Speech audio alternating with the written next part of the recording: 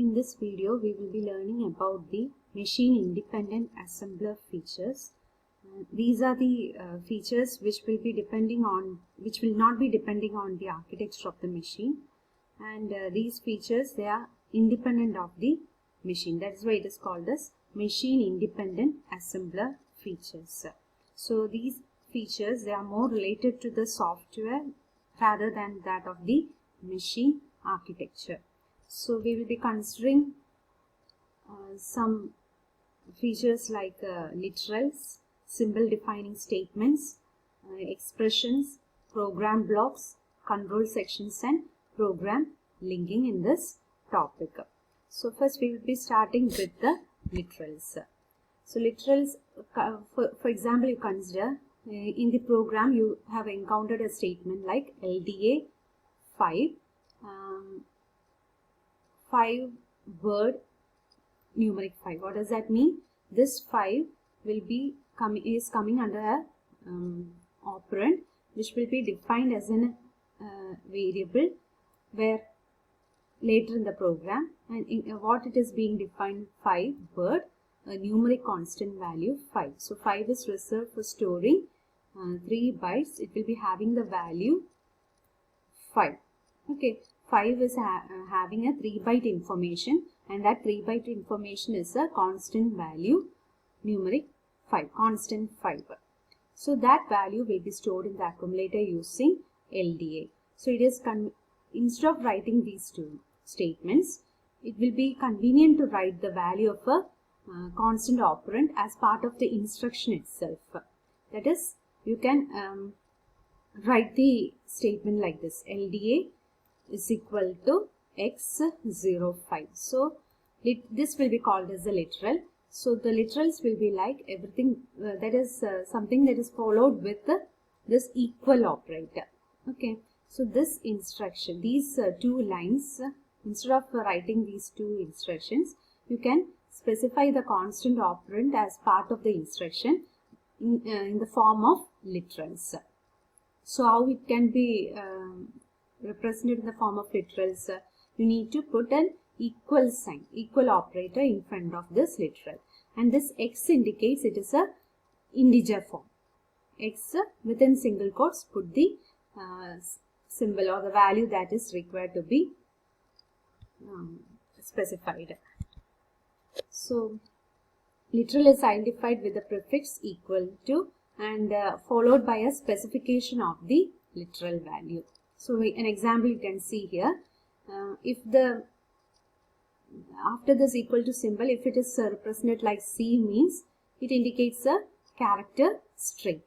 If it is if after equal to, if it is represented like X, means it represents an integer constant. So for this example, N5, label is N5, LDA is equal to CEOF.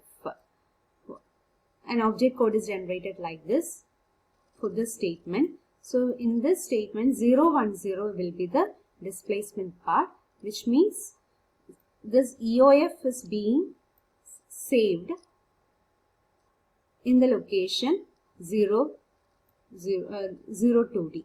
Okay, in this location it is saved. So while in order to get the object code for this EOF, it need to go to the address 02D. So that EOF, the corresponding object code of EOF will be stored in this 02D. What is the object code of EOF? For E it will be represented as 45, for O 4F, and for F 46. So this is the generated object code for the string EOF. Okay. Similar is the case for this also. Test device. It indicates an input device. So this 05, it is defined in the statement 1076. So the displacement will be the PC value and the target address. So you will be getting the displacement here. And this indicates that the literal value for this statement and its object code is mentioned in 1076 at address. Okay.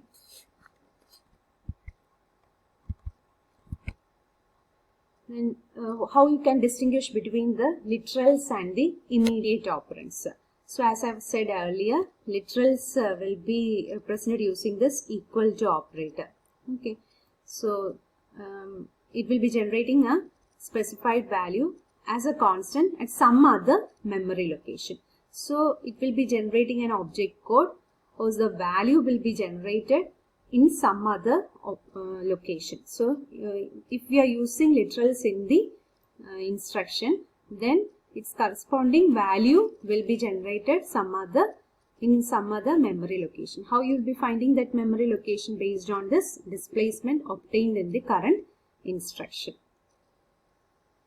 Immediate operand is like operand value is assembled as part of the instruction. For example, in this case LDA #3.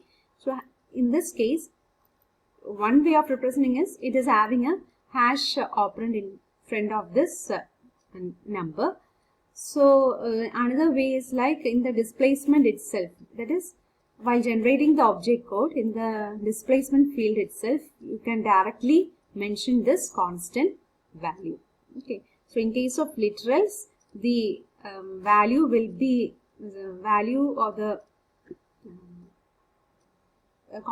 constant will be generated somewhere else in the memory location. So that memory location will be identified based on the displacement address, based on the displacement. And in case of immediate operands, the value will be assembled as part of the instruction itself. It won't be generated somewhere else in the program. That is one another difference. Then another one concept, if you are using literal pools, means normally those literal pools will be used to store the literals that is used in the program. So these literals usually they will be specified at the end of the program. That is after the end statement, the literals will be placed. In some cases, in order to reduce that displacement field or for convenience of accessing the variables, what will be used is like the literals will be used within the program itself. And if the literals are used within the program, then we make use of an assembler directive called as LTORG. And this LTORG, it helps in indicating that the following statement will be a literal. Okay. So it is desired to place literals into a pool at some other location in the object program, and that will be represented using this LTORG. So when this LTORG is encountered, assembler it will be generating a literal pool containing all the operands or the literal operands used in the program. Till that is LTORG, till this LTORG is encountered, what all literals is being used, those literals will be mentioned later in the program. It doesn't wait for the end of the program. Then how to identify the duplicate literals? So same literal used more than once in the program. So duplicate literals means same literal will be used more than once in the program. Only one copy of the specified value needs to be stored. If the same literal is used, only the one copy will be stored elsewhere. That is, later in the program it will be defined. An object code will be generated for the literal, and that will be generated only once. So how to recognize the duplicate literals means you can compare the character strings or compare the generated data value. Character strings means this one. That is, in the instruction itself you will be generating some, you will be using some either in the form of X or in the form of C, you will be representing some character or the integer. So that character string you will be checking to identify the duplicate literals, whether the same one is repeated again.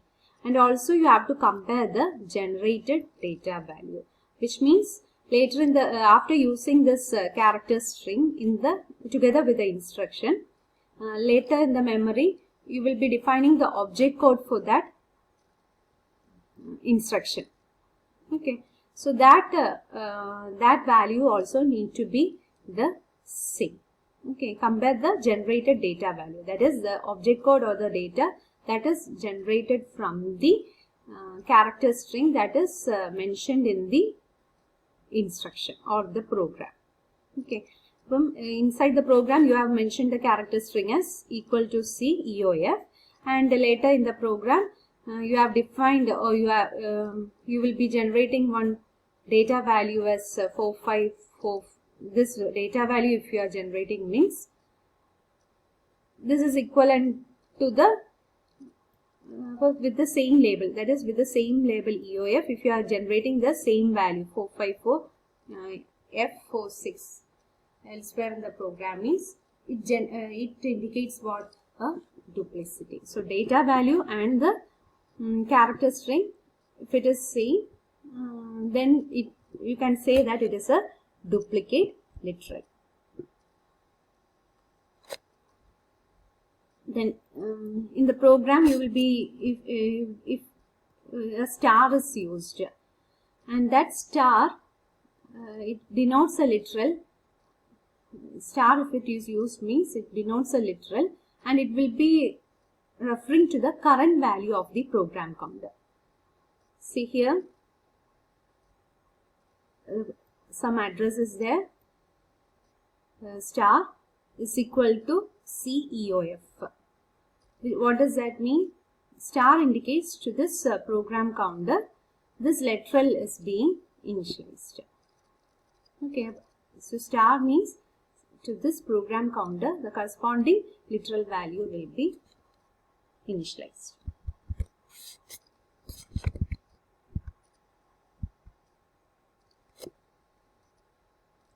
There may be some literals that have the same name but different values. So same name with the different values. So if you have used EOF and the data generated will be like a different, means it will be a different literal, not the same literal. If a literal value represents an address in the program, the assembler must also generate the appropriate modification record. If the literal value it is used to represent any address, so in such a case, for those literals you have to generate the modification record also. Then we are coming across a data structure called as literal table. If you are implementing this literals, we need to make use of the literal table, and it is called as LitTab. Earlier we encountered a symbol table which is called a SymTab. And similarly, literal table, it is LitTab. So what all are the contents? Literal name will be there, operand value and length, address. Okay, literal name, operand value and length, address. So in LitTab also it is often recognized as a hash table using the literal name or value as the key, similar to the symbol table itself.